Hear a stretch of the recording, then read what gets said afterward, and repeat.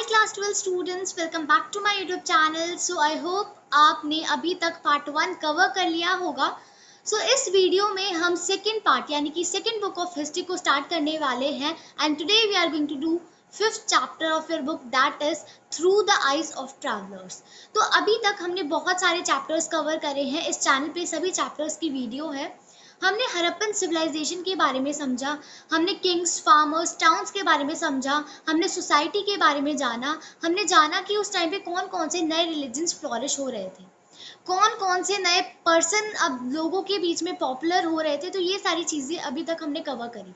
But ये जो हमारा चैप्टर है through the eyes of travellers, this chapter is going to be bit different from all these chapters, क्योंकि इस chapter में हम ट्रैवलर्स के परसेप्शन को समझेंगे कि जो ट्रैवलर्स इंडिया में आते थे वो इंडिया में क्या करने आते थे, वो इंडिया के बारे में क्या सोचते थे, उन्होंने अलग अलग चीज़ें जो देखी इंडिया के अंदर उससे रिलेटेड उनका क्या परसेप्शन था, what was their perception towards our society. तो ये सारी चीज़ें हम आपके इस चैप्टर में कवर करेंगे। एंड देखो, अभी तक जो भी चैप्टर्स हमने पढ़े उसके सोर्सेज क्या थे, किन्होंने उन चीज़ों को लिखा था, किससे हमें पता चला था कि भाई ये उस टाइम पे एग्जिस्ट करता था। किंग्स के थ्रू, जो किंग्स लिखवाते थे उसके थ्रू हमें मेजरली पता चला, मॉन्यूमेंट्स वगैरह के थ्रू हमें पता चला।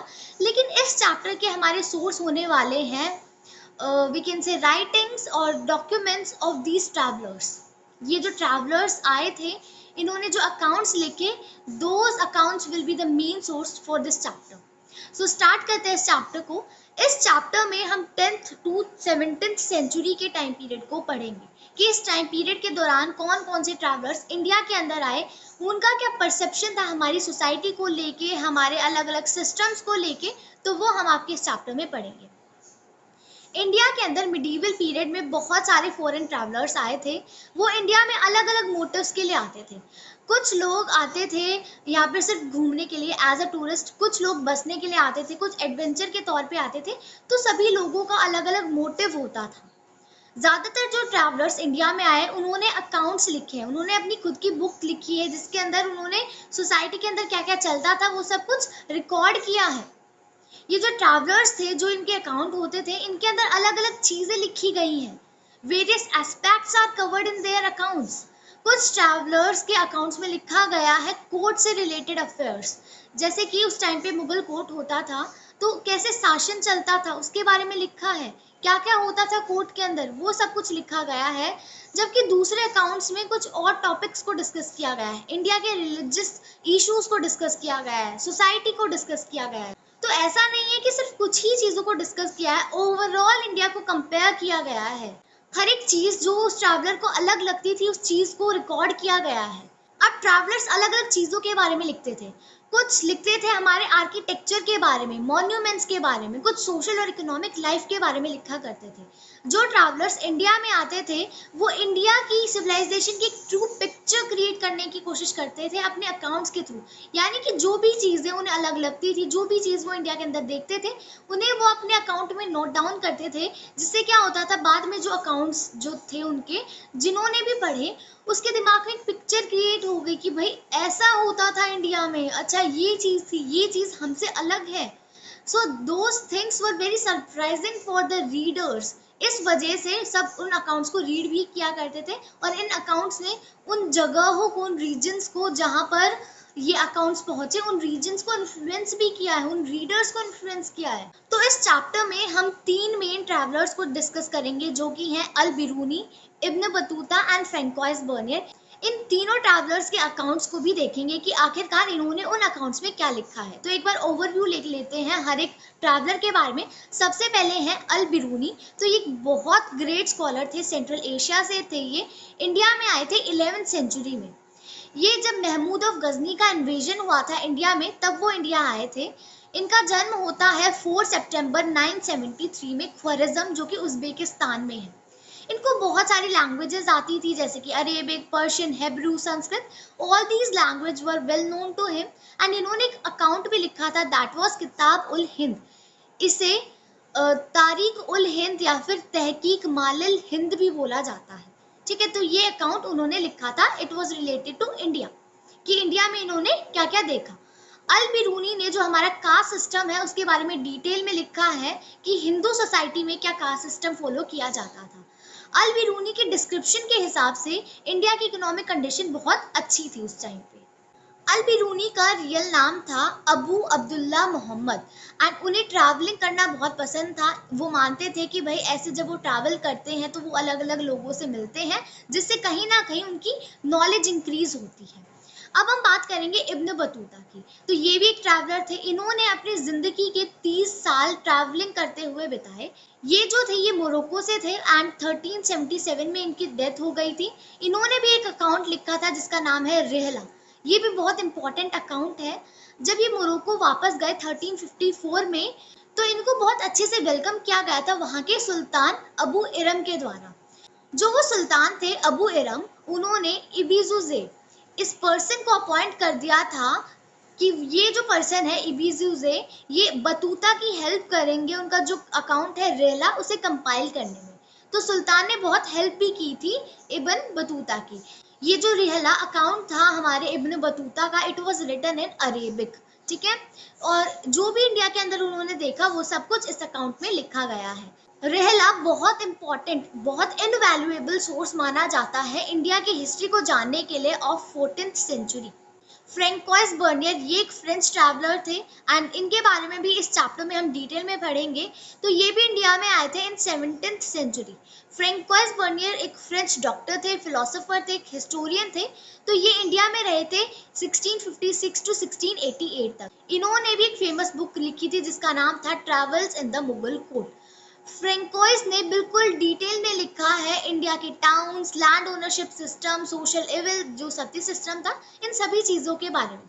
फ्रेंकोइस बर्नियर ने इंडिया की तारीफ करने की तो बिल्कुल भी कोशिश नहीं करी है अपने अकाउंट में, बल्कि जो रियलिटी थी उससे भी अलग ही चीजें उन्होंने अपने अकाउंट में लिखी है। उन्होंने एक नेगेटिव पिक्चर क्रिएट करी है अपने अकाउंट के जरिए। वो फ्रांस से थे तो वो अपनी फ्रांस सोसाइटी को इंडियन सोसाइटी से कहीं ना कहीं ऊपर रख के दिखाना चाह रहे थे। सिर्फ वो कंपैरिजन कर रहे थे। अगर कोई चीज फ्रांस से बेटर भी थी तो भी वो उस चीज को वर्स ही दिखा रहे थे। तो ये एक बार मैं बता देती हूँ फ्रेंकोइस बर्नियर के बारे में। अब्दुल रज़ाक ये भी एक ट्रैवलर थे। इनके बारे में हम इतना कुछ डिटेल में नहीं पढ़ेंगे, बट इसका रेफरेंस दिया गया है आपकी बुक के अंदर। तो ये ग्रेट ईरानियन स्कॉलर थे। ये इंडिया में 15th सेंचुरी में आए थे, so it is important. And he was born in 1413 and उन्हें एज अ काजी और समरकंद अपॉइंट किया था अंडर शाहरुख खान। तो ये आपको याद रखना पड़ेगा, इट इज इम्पोर्टेंट। तो ये ऊपर एक फ्लो चार्ट है, मैं आपको ये दिखा दूंगी, बट पहले ये रीड करते हैं। अल बिरूनी एंड किताब उल हिंद। अल बिरूनी ये एक ट्रैवलर थे जिनके बारे में हम सबसे पहले पढ़ेंगे एंड किताब ul Hind was his account. अल बिरूनी का जन्म हुआ था 973 में ख्वारिज़्म, जो कि आज के टाइम पे उज़्बेकिस्तान में है। इनको बहुत सारी अलग अलग लैंग्वेजेस आती थी जैसे कि सीरियाक, अरेबिक, पर्शियन, हेब्रू और संस्कृत। 1017 में क्या हुआ, जब ख्वारिज़्म का इन्वेजन हुआ था तो वो गजनी में आ गए थे एज अ होस्टेज। उनको पकड़ के लाया गया था गजनी के अंदर। अब धीरे धीरे उनका जो लाइकिंग था वो बढ़ता चला गया गजनी के लिए एंड इंडिया की तरफ भी उनका बहुत ज्यादा झुकाव होता चला गया। He was very interested about India. अब क्या होता है, पंजाब गजनविद एम्पायर का पार्ट बन जाता है। जब इन्वेजन होता है पंजाब में तो वो पंजाब के अंदर आते हैं, पंजाब को ट्रेवल करते हैं, नॉर्दर्न इंडिया की भी अलग अलग जगहों पे वो घूमते हैं। उन्होंने बहुत सारे अपने साल जिंदगी के बिताए हैं ब्राह्मण प्रीस्ट की कंपनी में। बहुत सारे ब्राह्मण प्रीस्ट के साथ वो रहे हैं, उन स्कॉलर्स के साथ रहे हैं। वहीं पर उन्होंने संस्कृत भी सीखी, बहुत सारे रिलीजियस टेक्स्ट उन्होंने पढ़े हैं, बहुत सारे फिलोसफिकल टेक्स्ट उन्होंने पढ़े। अल बिरूनी ने किताबुल हिंद इस पर्टिकुलर अकाउंट को लिखा है अरेबिक लैंग्वेज में। ये बहुत सिंपल टेक्स्ट है, बहुत ल्यूसिड है, यानी कि इजी टू अंडरस्टैंड है ये टेक्स्ट। इसे कोई भी आराम से समझ सकता है। ये एक बहुत बड़ी बुक है जिसके अंदर 80 चैप्टर्स हैं।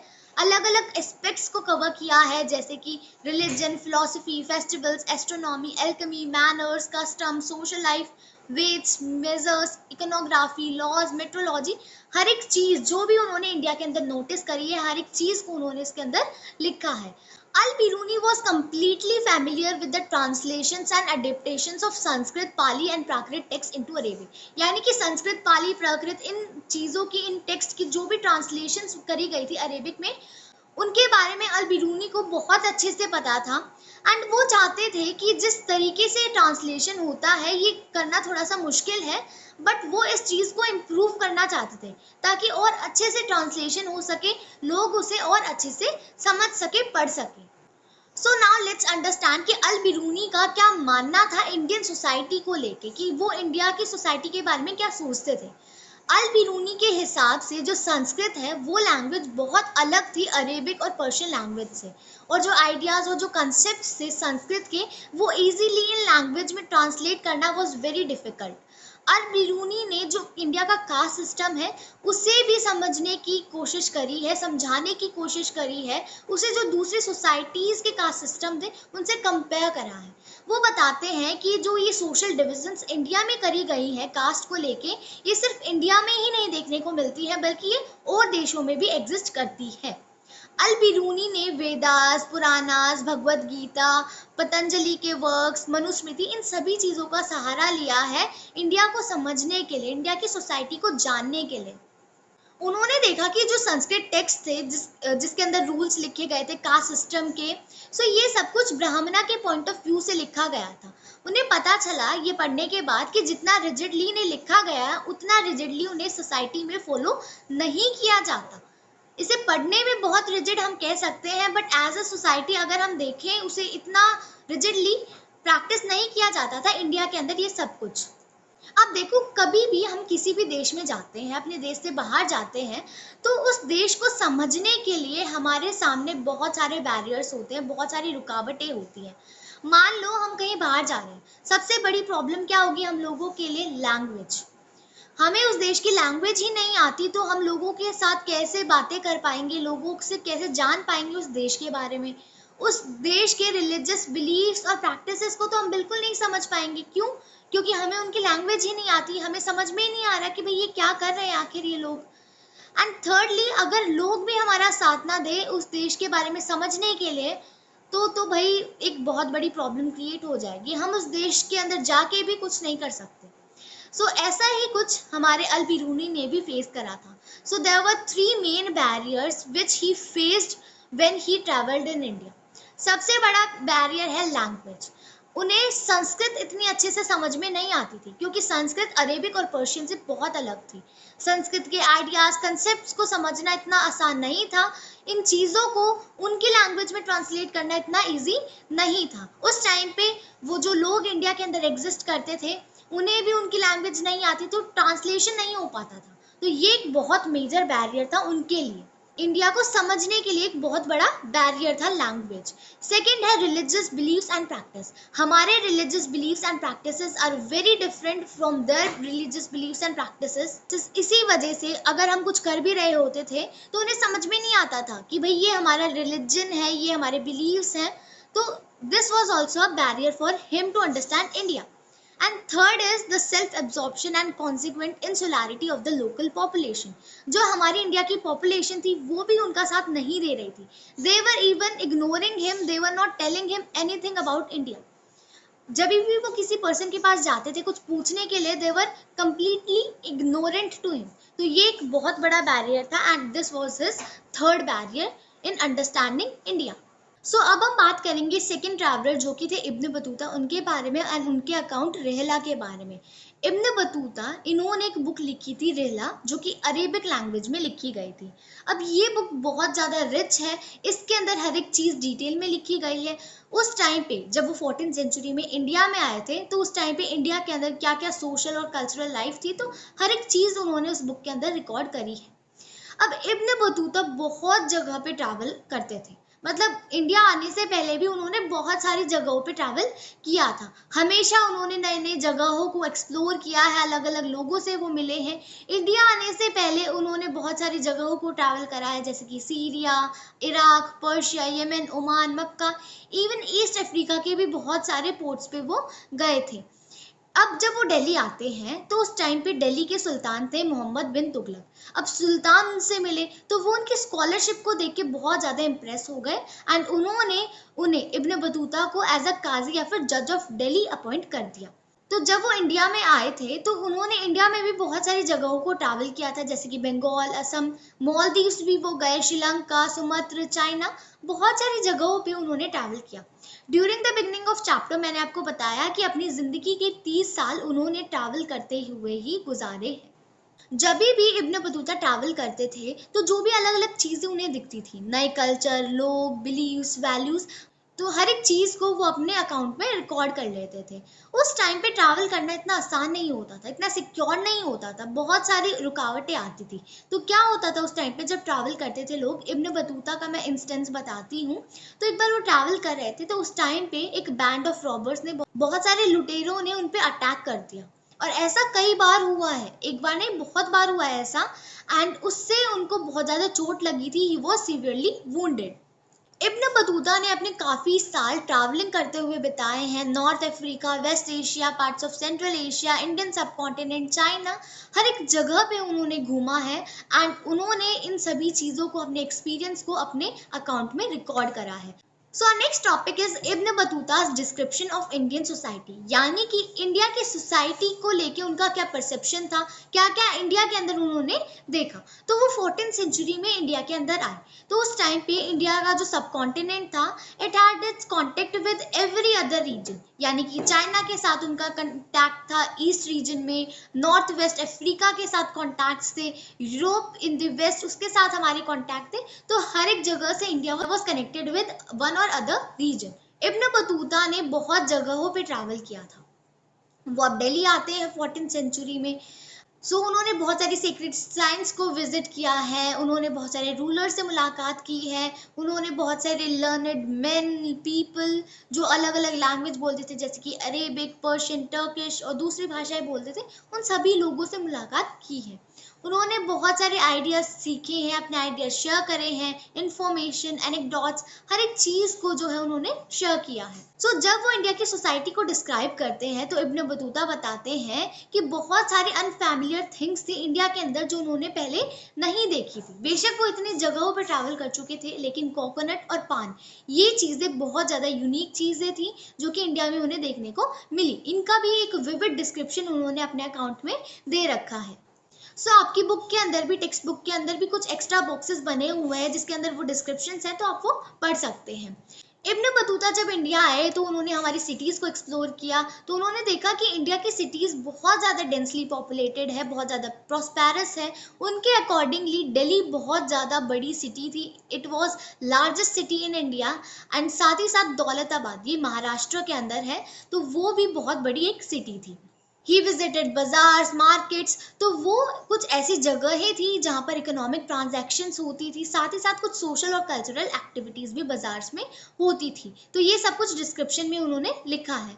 बहुत सारे मस्जिद होते थे, मंदिर होते थे बाजार के बीच ही, जहाँ पर लोग प्रेयर्स ऑफर करते थे, लोग बाजार जाते थे, जहाँ पर पब्लिक परफॉर्मेंसेस भी होती थी, डांसर्स होते थे, म्यूजिशियन, सिंगर्स, वो सब कुछ अपनी अपनी कलाएं दिखाते थे बाजार के बीचों बीच according to him. Ibn Battuta के अकॉर्डिंगली हमारा इंडिया का agriculture was very productive due to the fertility of soils, जहाँ पर फार्मर्स अपनी क्रॉप्स उगाते हैं एंड हम उस टाइम पे 2 क्रॉप्स अ ईयर उगाते थे। So that was also surprising for him.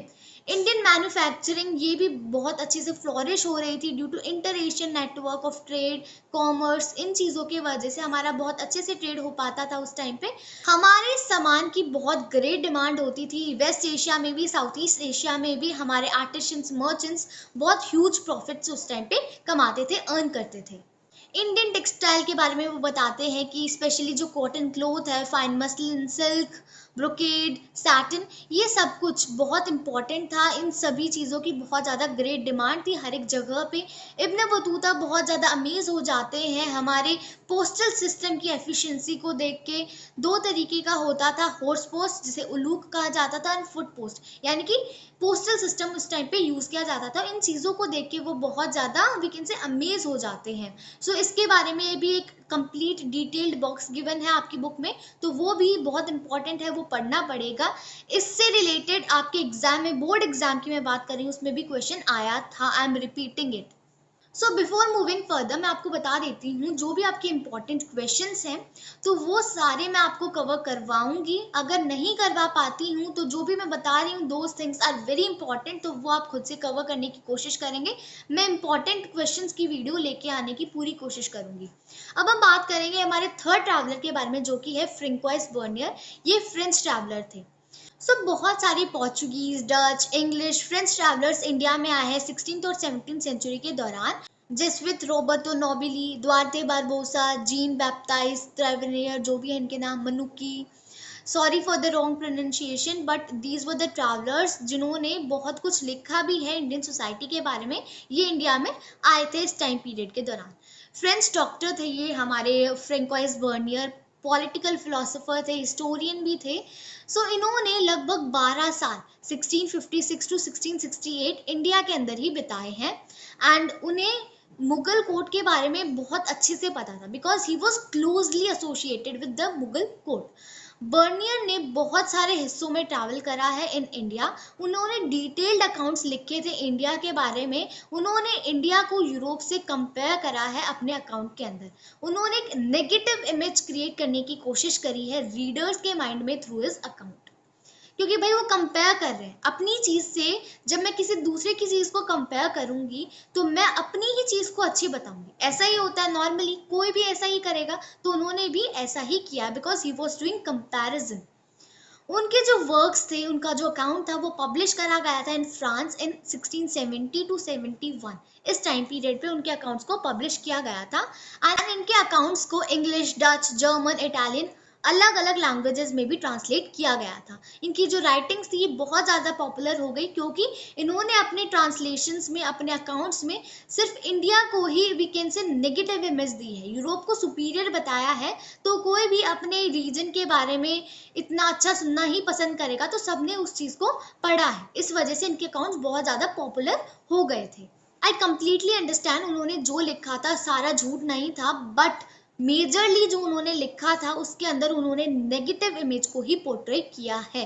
अगर आप उनके अकाउंट को पढ़ेंगे तो he was completely we can say confused among his own conversations. किसी लाइन में वो कुछ कह रहे हैं तो दूसरी लाइन में वो कुछ और कह रहे हैं जो कि उनकी फर्स्ट लाइन को कंफ्यूज कर रही है। ठीक है, फ्रैंकोइस बर्नियर का क्या व्यू था हमारी सोसाइटी को लेके, तो वो हम समझते हैं। उन्होंने कंप्लीटली कंपेयर करा है जो भी उन्होंने इंडिया में देखा उस सिचुएशन को यूरोप की सिचुएशन से, फ्रांस से इन पर्टिकुलर उन्होंने कंपेयर किया है। बर्नियर की जो बुक थी travellers in the Mughal empire, इसके अंदर डिटेल्ड ऑब्जर्वेशंस देखने को मिलती है, क्रिटिकल इंसाइट, रिफ्लेक्शन देखने को मिलता है जो कि उन्होंने इंडिया के अंदर देखा। उन्होंने कंपेयर करा है मुगल इंडिया को कंटेम्प्रेरी यूरोप से। उस टाइम पे जो यूरोप की सिचुएशन है उससे मुगल इंडिया को कंपेयर करा है। कुछ चीज़ें अच्छी थी तो उसे भी नेगेटिवली उन्होंने अपने अकाउंट में लिखा है।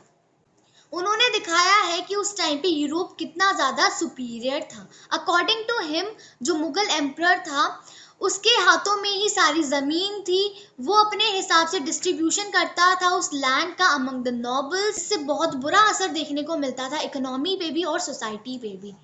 ये जो परसेप्शन था ज़्यादातर उस टाइम पे जो ट्रैवलर्स आए हैं उन्होंने इसे सपोर्ट करा है क्योंकि they were not aware about our language, they were completely facing insularity from our own population, जिसकी वजह से उन्होंने जो भी उन्हें दिखा है वो उन्होंने लिखने की कोशिश करी है। बट ऐसा नहीं होता था अगर हम जनरल पब्लिक के सिनेरियो में देखें। ऐसा वो मानते थे कि हमारी जो जनता थी उनके पास कोई लीगल राइट नहीं था लैंड को लेके। लैंड होल्डर्स जो हैं वो अपना लैंड अपने बच्चों को पास नहीं कर सकते थे। इसी वजह से जो लोग थे वो कोई लॉन्ग टर्म इन्वेस्टमेंट भी नहीं करते थे जिससे कोई प्रोडक्शन का एक्सपेंशन होता। अगर लोग इन्वेस्ट करेंगे लैंड के ऊपर तभी तो प्रोडक्शन इंक्रीज होगी। तो ये सब कुछ उन्होंने लिखा है जिसकी वजह से हमारा प्रोडक्शन कहीं ना कहीं कम था। बट ऐसा सच नहीं था। कैसे? क्योंकि देखो उस टाइम पे जो दूसरे ट्रैवलर्स थे उन्होंने बताया है कि हमारा प्रोडक्शन वॉज वेरी गुड। वो कहते हैं कि हमारे जो लोग थे, हमारे जो सिटीजन्स थे उस टाइम पे जो लोग थे उनको कोई लीगल राइट नहीं था ओवर लैंड। इवन जो लैंड होल्डर्स थे वो अपनी जमीन अपने बच्चों को पास नहीं कर सकते थे। इसी वजह से वो कोई इन्वेस्टमेंट नहीं करते थे लैंड के ऊपर, जिससे हमारी प्रोडक्शन हमेशा कम ही रही, कभी एक्सपैंड नहीं हुई। बट ये चीज़ बिल्कुल गलत है। क्यों भाई, हमने अभी तक क्या देखा कि दूसरे ट्रैवलर्स ने भी बताया है कि हमारा production was very good enough, बहुत एफिशिएंट था, साथ ही साथ हमारे मटेरियल की डिमांड थी ऑल ओवर द वर्ल्ड। भाई कहीं ना कहीं इन्वेस्टमेंट हो रही है, इन्वेस्टमेंट हो रही है तभी हमारी क्वालिटी बढ़िया, क्वालिटी बढ़िया तभी तो उसकी डिमांड है ऑल ओवर द वर्ल्ड। तो ये चीज पॉसिबल नहीं है। तो इसमें हमारी इंडिया को कैसे नेगेटिवली दिखाया गया है वो हम देख पा रहे हैं। आई एम नॉट सेइंग कि जो भी चीजें उन्होंने लिखी है all those things were wrong, but ज्यादातर चीजों को उन्होंने नेगेटिवली ही पोर्ट्रे किया है। हाँ, सती सिस्टम के बारे में उन्होंने लिखा है, वो चीज सही उन्होंने बोली है कि भाई सती सिस्टम उस टाइम पे ठीक नहीं था, बट हर एक चीज को अपने हिसाब से लिखना is not right according to me. तो उन्होंने बताया था कि क्राउन ओनरशिप थी, यानी कि राजा के हाथ में ही सारी जमीन थी, इसके वजह से कहीं ना कहीं हमारा एग्रीकल्चर, साथ ही साथ हमारे लिविंग स्टैंडर्ड्स, ये सब कुछ कंप्लीटली डिस्ट्रॉय हो रहे थे, रूइन हो रहे थे। सिर्फ एक रूलिंग एरिस्टोक्रेसी देखने को मिलती थी हमारे इंडिया के अंदर, जो पेजेंट क्लास को कंप्लीटली ऑप्रेस सप्रेस करके रखती थी। वो बताते हैं कि क्राउन ओनरशिप के वजह से ही, क्राउन ओनरशिप थी लैंड की, इसके वजह से हमारी इंडियन सोसाइटी के अंदर कोई सोशल ग्रुप या फिर क्लास नहीं देखने को मिलती थी, या तो सिर्फ गरीब लोग थे या फिर सिर्फ रिच लोग थे। मतलब कोई मिडिल क्लास उस टाइम पे एग्जिस्ट नहीं करती थी, कोई मिडिल क्लास या फिर मिडिल स्टेट इंडिया में एग्जिस्ट नहीं करती थी। बर्नियर ने मुगल किंग को डिस्क्राइब करा as the king of beggars and barbarians. उन्होंने जो हमारे सब्जेक्ट थे उस टाइम पे, जो प्रजा थी, उसे बेगर्स और बारबेरियंस बताया है उन्होंने। लेकिन अबुल फजल जो कि मुगल कोर्ट का हिस्सा थे, उन्होंने इस चीज को अलग तरीके से एक्सप्रेस करा है। वो बताते हैं कि राजा सिर्फ रेवेन्यू लेते थे लोगों से, उनका कोई सोल कंट्रोल नहीं होता था, सोल ओनरशिप नहीं होती थी लैंड के ऊपर। और वो रेवेन्यू भी क्यों ले रहे हैं, क्योंकि वो सिटीजन्स को प्रोटेक्शन प्रोवाइड करते हैं। तो इस वजह से जो मुगल रूलर्स थे वो रेंट लिया करते थे, मतलब ये रेवेन्यू लिया करते थे, जिससे ये François Bernier as a rent लेके चल रहे हैं कि भाई वो अपने वो जो लैंड पे काम कर रहे हैं, हमारे सब्जेक्ट्स, हमारी प्रजा, वो एक रेंट दे रही है उस लैंड को, अपने लिए रखने के लिए एक रेंट पे कर रही है राजा को। बट ऐसा नहीं होता था, वो लैंड उनका ही होता था, बल्कि वो लोग एक टैक्स पे कर रहे थे राजा को, जो कि उन्हें प्रोटेक्शन प्रोवाइड कर रहे थे। आई होप आप समझ पा रहे हो। अब उनके इस चीज को देखते हुए और भी फ्रेंच फिलोसोफर थे, जैसे कि मोंटेस्क्यू, उन्होंने कहा है कि ओरिएंटल डिस्पोटिज्म देखने को मिलता था इंडिया के अंदर इन 19th सेंचुरी तक। एंड कार्ल मार्क्स ने इस अकाउंट को यूज करा है एशियाटिक मोड ऑफ प्रोडक्शन बताने के लिए। तो ये नेगेटिव इमेज हमारी इंडिया की पोर्ट्रे की जा रही फ्रेंच फिलोसोफर्स वगैरह के द्वारा, just because they were comparing. तो एक अकाउंट से कितना बुरा बुरा हो रहा था ये हम समझ पा रहे हैं। साथ ही साथ वो कहते हैं कि इंडिया की सोशल रियलिटी भी बहुत ज़्यादा कॉम्प्लेक्स थी। वो क्या बोलते हैं कि जो इंडिया के आर्टिशन थे ना, उनके पास कोई इंसेंटिव नहीं था। वो इंडिया के अंदर जो भी गुड्स प्रोड्यूस हो रहे थे उनकी क्वालिटी को नहीं बढ़ाते थे, क्योंकि उनको कोई प्रॉफिट्स ही नहीं मिल रहे हैं, सब कुछ तो स्टेट ही खाया जा रहा है। तो ये चीज़ बिल्कुल गलत है, क्योंकि हमने क्या देखा कि इंडिया की चीज़ों की demand all over the world थी। And all over the world कैसे डिमांड हो सकती है, जब उसकी क्वालिटी बढ़िया थी।